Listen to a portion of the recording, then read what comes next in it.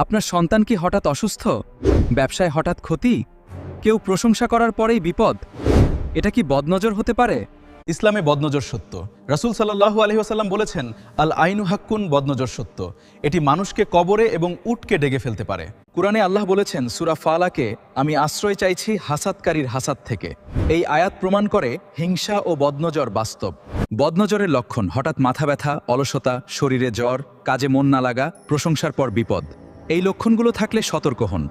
নবীজি সাল্লাল্লাহু আলাইহি ওয়াসাল্লাম শিশুদের জন্য দোয়া পড়তেন, উইজুকা বিকালিমাতিল্লাহি তাম্মাতি মিন কুল্লি শাইতানিন ওয়া হাম্মাতিন ওয়া মিন কুল্লি আইনিন লাম্মাতিন।